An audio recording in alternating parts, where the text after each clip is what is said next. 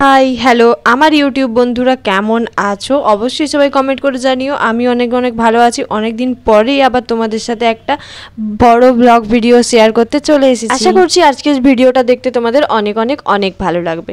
ভিডিওটা আমি শুরু করেছিলাম সকাল থেকেই, মানে আমার ঘুম থেকে ওঠার থেকে একদম।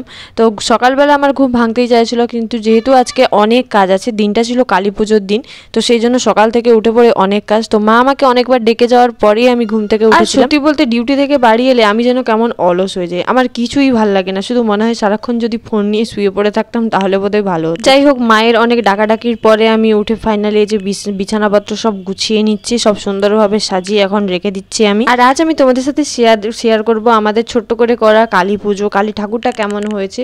তো সেগুলোই আজকের মেন ভিডিও, মানে কি কি করেছিলাম কালী পুজোর দিন সকালবেলা। আর সত্যি বলতে এতদিন থেকে যেন আমার টাইমই হয়ে উঠছিল না ভিডিও এডিটিং করার। ইউটিউবে আমি রেগুলার পোস্ট মানে খুব মতো করি না, কিন্তু ফেসবুকে করি, তাই দুটো ভিডিও মানে এডিটিং করতে আমার অনেকটাই টাইম লেগে যায়। ইউটিউবে অনেকটা লেটেই পোস্ট করি আমি। আমার তো বিছানাটা গোছানো কমপ্লিট, এরপর সোজা চলে গেছিলাম ব্রাশ করতে। আর হ্যাঁ, আমার ভিডিও দেখতে তোমাদের কেমন লাগে অবশ্যই কমেন্ট করে জানি। এত লং ভিডিও যখন পোস্ট করি তাতে কি বলবো, সত্যি আমি কিছু খুঁজে পাই না। করার পর আমি সোজা চলে এসেছি রান্নাঘরে। আজকে যেহেতু নিরামিষ হবে, তো সকালবেলা কি খাবো সেটারই আয়োজন করছিলাম। আগের দিন রাতে ছোলা ভিজিয়ে রেখেছিলাম, তো ভাবলাম ছোলারই কিছু একটা করা যায়। তো সেই মতো আমি পেঁয়াজ টমেটো এগুলো সব নিয়ে বসে গেছি কাটতে। অনেকে আবার বলবে নিরামিষ তাও পেঁয়াজ খাচ্ছ, বাড়িতে পুজো হচ্ছে, কিন্তু আমি জানতাম না যে পেঁয়াজটা খাওয়া যাবে না বলে।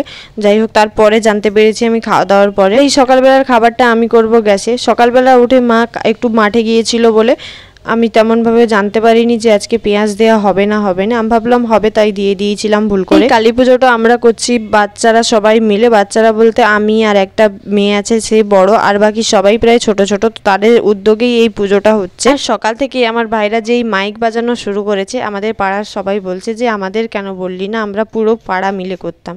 তো এটা নিয়ে একবার অনেক কিছু হয়েছিল, তো তার জন্যই আমার ভাইরা এবারে বলতে যায়নি গোটা পাড়াকে। যাই হোক, তখন পাড়ার সবাই মিলে ঠিক করলো যে আজকে বিকেলে, মানে ওরা যেহেতু পুজো করছে তো সেইখানেই পাশেই আমাদের সবার জন্য খিচুড়ি ভোগ রান্না করা হবে। আমি তো ঠাকুরকে আজকে মানে আলাদা করে খিচুড়ি ভোগ দিচ্ছি, তো সেখানেও তারপরে ওরা খিচুড়ি খাওয়ানো হবে সবাইকে। সেই মতো সবাই এখন চলে গেছে চাঁদা তুলতে। আর দেখো, একসঙ্গে পুজো করতে রান্না করতে কার না ভালো লাগে, কিন্তু যখন কেউ কথা শোনায় তখনই খারাপ লাগে। তো সেই ভয়েই আমরা কাউকে বলতেও যাইনি আর কারোর কাছে কিছু সাহায্যও চাইতে যাইনি। যতটা পারবো ভেবেছিলাম নিজেরাই করব যতটুকু হবে, কিন্তু তারপর দেখলাম একে একে সবাই বলছে যে আমরাও চাই, আমাদের পাড়ায় পুজো হচ্ছে, তোরা কেন আমাদের বললি না, এইসব কথা। পাড়ায় সবার সাথে থাকতে গেলে এইরকম একটু আধটু তো কথা শুনতেই হবে, কিন্তু আমরা কথা শোনার ভয়ে কাউকে ডাকিনি বা বলি। এর আগেও দুবার পুজো হয়েছে, এটা নিয়ে 3বার পূজা চলছে। এর আগের পুজোগুলো তো আরো অনেক ছোট করেছিল, কিন্তু এইবারের পুজোটা সবার কথায় একটু বড়ভাবেই করা হচ্ছে। এদিকে দেখো, ওদেরকে প্যান্ডেল করতে বলা হচ্ছে, মানে 10 দিন আগে থেকে ওরা প্যান্ডেল করতে লেগেছিল, কিন্তু এখনো ওদের কমপ্লিট হয়নি। পুজোর দিন সকালে ওদের কমপ্লিট হবে। আর হ্যাঁ, এই ভিডিওটা কিন্তু পুজোর দিন সকালের নয়, এটা তার আগের দিন সকালের ছিল। তার আগের দিনই আমি সকালে বাড়ি চলে গেছিলাম, এটা তার আগের দিন সকালে। আর ওকে দেখলে কেমন ভাবে লাফিয়ে উঠে গেল উপরে। ওদের এখনো ওই পেপার তোলা হয়নি। যেদিন ওরা পেপার তুলছিল সেদিন বললাম তোরা 10 দিন আগে থেকে প্যান্ডেল করতে লেগেছিস, কিন্তু তোদের পুজোর বিকেলেও তোদের সাজানো গোছানো কমপ্লিট হবে না। একটু পরেই তোমরা দেখতে পাবে যে পুজোর বিকেলেও ওদের সাজানো কোনো কমপ্লিট হয়নি। আর কার্তিক মাসের জন্য আমার মায়ের চলছিল নিরামিষ, তো এইদিকে মা এখন তার ভাজাভুজি করে শাক ভাজছিল। আর এইদিকে চলে এসেছে বিকালের সমস্ত কিছু আনাজ বাজার। আর এখানে বেলপাতা, ফুল, সমস্ত কিছু বাজারে ঠাকুর ঘরের সামনে রাখা হয়েছে। আর চলো তোমাদের সাথে শেয়ার করি প্যান্ডেলটা কেমন হয়েছিল বা কীরকম করেছিল ওরা। এদিকে আমি সব ধুয়ে মুছে সব কিছু পরিষ্কার করে প্রদীপগুলোকে রোদে দিয়ে দিয়েছি, আর কিছু ঝুরঝুরি মোমবাতি কিনেছিলাম সেগুলোকেও রোদে দিয়ে দিয়েছি। এই যে আমাদের পুরো প্যান্ডেলটা, তোমাদের কেমন লাগলো অবশ্যই কমেন্ট করে জানিও। যদিও এখনো সাজানো বাকি আছে, খুবই ছোট করে করেছি আমরা, যতটুকু আমরা পেরেছি তার মধ্যেই। ফেসবুকে তো আমি শেয়ার করেইছি আমাদের প্যান্ডেল কেমন হয়েছিল বা ঠাকুর, তো ইউটিউবে শেয়ার করা হয়নি, সেটাই আজকে তোমাদের সাথে শেয়ার করব। আমি এখন সকালবেলা চলে এসেছি প্যান্ডেলটা দেখাতে দেখাতে এইদিকে। তো এইদিকে দেখো লাস্ট ফাইনাল লুকটা তোমরা দেখে নাও। ওরা এত সুন্দরভাবে অনেকক্ষণ ধরে খাটাখাটনির পরে এরকম করতে পেরেছে। তো তারপরে আমি আর মা সোজা চলে গিয়েছিলাম এখন দূর্বা ঘাস তুলতে, যেহেতু পূজার জন্য লাগবে। আর তোমাদের সাথে কথা বলতে বলতে বলাই হয়নি যে তখন হয়ে গেছিলো প্রায় বিকেল 4টা। আর তখন এখানে আমাদের পাড়ার সবার ডিসকাস চলছে যে কি হবে, কি করা হবে। এইদিকে দেখো ওদের তো প্রায় মানে ঝামেলা লেগেই যাচ্ছে, আর আমরা দুজন এখানে চিল মারছি। পাড়ায় এতগুলো লোক, তো তারা খাবে এমন ভাবেই তো বন্দোবস্ত করতে হবে। এইদিকে আমার জেঠু সবকিছু লিখছে কি কি লাগবে। আর তারপরে আমি আর মা চলে গেছিলাম আমাদের ভোগের জন্য রান্না করতে, যেহেতু পুরো ভোগের দায়িত্বটা আমি আর মা নিয়েছিলাম। তো এদিকে আমি এখন ভোগের জন্য লুচি করেছিলাম, তারপরে আবার ঠাকুর মশাইয়ের জন্য লুচি হবে, অনেক কিছু রান্নার ব্যাপার ছিল। তো সেই জন্য এখন এইগুলো সব রান্না করছিলাম। আর ভাই এখন চলে যাচ্ছে স্নান করতে, কারণ ওরা সারাদিন খাটাখাটনির পরে এই বিকেলবেলার দিকে চলে যাচ্ছে স্নান করতে, ওদেরকেও তো পুজোয় বসতে হবে। সত্যি বলতে ছেলেগুলো অনেক খেটেছে, সত্যি ওরা মানে এতক্ষণ ধরে যে কাজ করেছে বলার বাইরে, কিন্তু আর যে সংকল্প করবে সে তো না খেয়েই কাজটা করেছে। এদিকে মা দেখো সুজি মানে ভেজে নিচ্ছে লাল লাল করে। আর জানো তো ভোগের সমস্ত কিছু আমার না খেতে খুব ভালো লাগে, এমনিতে আমি খিচুড়ি খাই না, কিন্তু ভোগের খিচুড়ি খেতে আমার ভালো লাগে।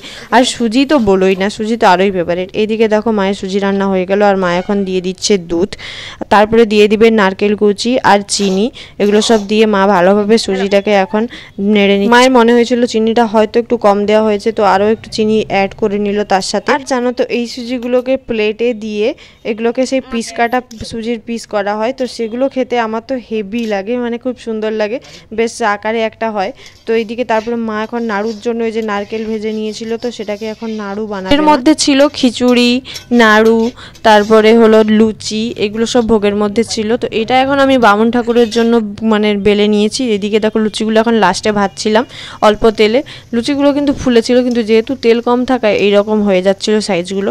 তো তারপরে আমি খিচুড়ি ভোগ বসিয়ে দিয়েছিলাম, তো সেটার ভিডিও আর আমি ক্লিপ নিতে পারিনি, এইটুকুই নিয়েছি। আর এদিকে সমস্ত কিছু কমপ্লিট, আর এদের দেখছি এখনও বেলুন দিয়ে সাজানো বাকি। আমি শুধু বলে যাচ্ছি তোরা এত সাজাচ্ছিস, মানে এতক্ষণ ধরে আর কতক্ষণ লাগবে তোদের।